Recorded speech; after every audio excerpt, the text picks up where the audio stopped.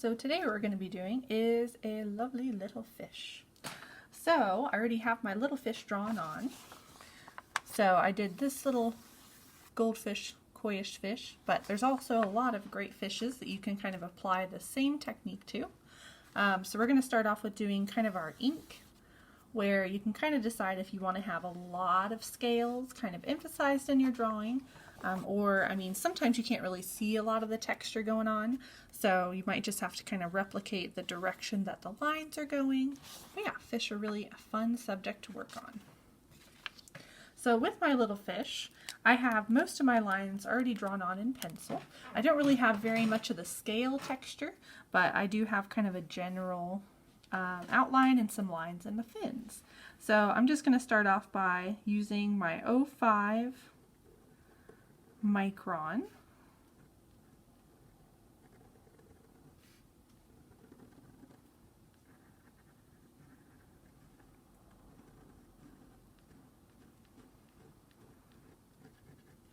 And I'm just kind of tracing over the general outline.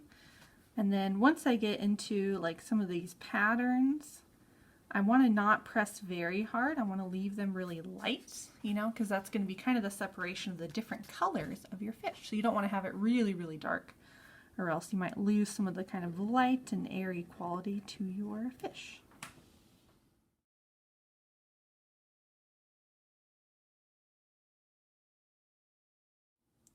So now I have the rough outline drawn onto my fish.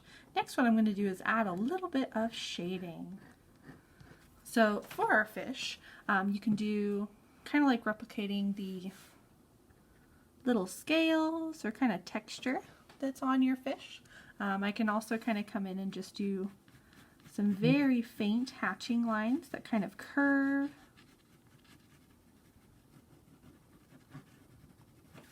in the direction of my fish. So I'm just trying to kind of emphasize the little fin I have going on here. There's a little spine on the fish, so I've just done a little bit of shading on each side of that. And then I'm going to fill in my fish's pupil, but leaving a little bit of a highlight. Because, all animals that are alive typically have a highlight in their eye.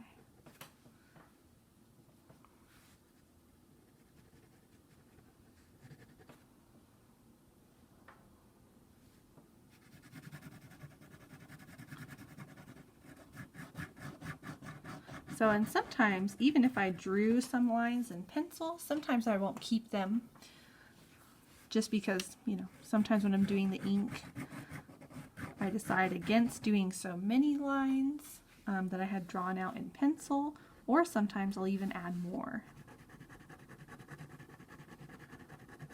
So just because you have it drawn on in pencil, don't feel stuck by that, because if you find that you don't, you start not liking the drawing, it's always able to change. So you could always redraw in pencil, or just kind of go with what the ink is doing. Because especially if your pen is acting up, you have to kind of embrace it. So I'm just doing a little bit of hatching down there. I'm probably going to kind of do a little bit of shading down at the belly, since it's kind of away from the light, it's going to be a little bit darker down there. So now that I have my outline and a little bit of shading going on, I'm going to go ahead and start layering in some of my yellows and oranges. So I have a kind of cadmium yellow that I've mixed into a light wash. I'm just going to start putting that in to have a hint of it in some of the fins. Because if you kind of look at the reference picture of this fish, you can kind of see how there's a little bit of yellow tinted on its body and a little bit of its fins.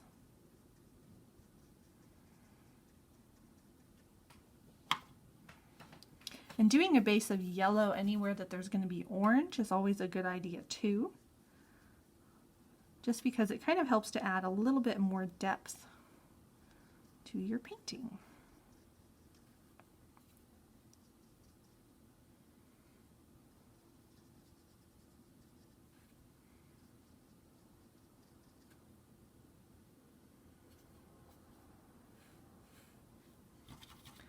So, and then while that's still wet, I'm going to come in with a little bit of orange.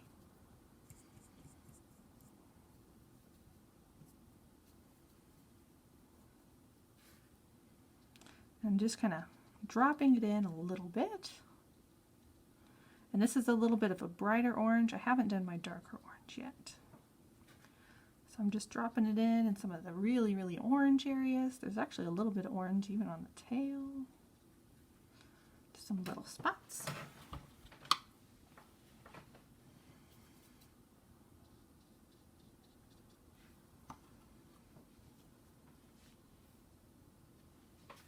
I'm going to take some gray, which you can make a great gray with burnt sienna and ultramarine blue. And I'm going to put a little bit of that at the very tip of the fins, kind of in between, to kind of make those white little veins show up really well. Don't go crazy or else it'll look like your little fish has, you know, zebra stripes on it.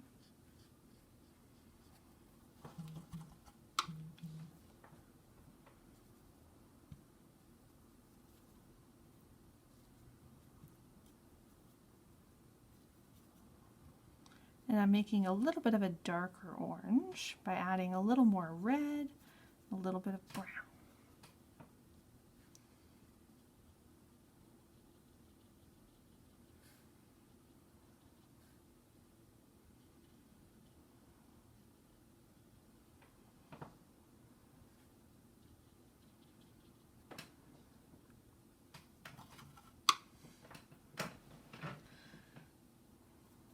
And then this little fish actually has a little bit of orange on its lips.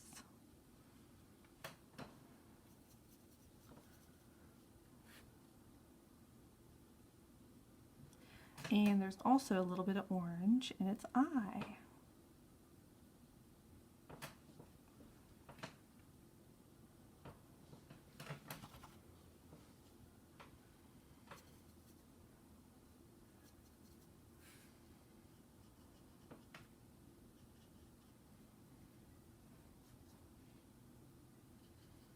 And it's kind of fun to add a little bit of blue on the tips of some of the fins.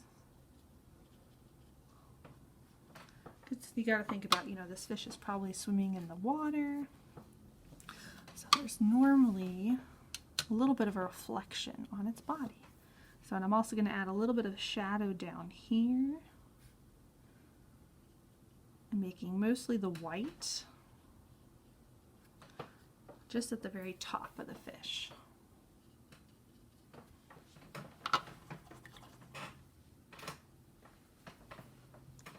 There you go, that's how to start your fish. And then once this would be drier, then what I would do is come on top of my orange with an even darker color, and I could do almost kind of like a tapping motion to make more of kind of a scale pattern. So this is kind of how to get your fish started. So to give your fish some more texture and depth, you can use a little bit of a darker orange, or use that same orange you used and just, you know, a little less water. And what I can do with that color is kind of come in and do some darker kind of texture on some of the edges, you know, leaving some of that light color showing through. And I could even take some yellow and go kind of in between.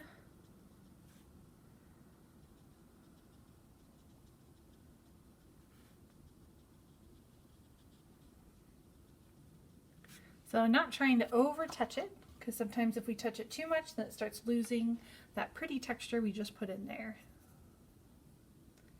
So I could add a little bit down here.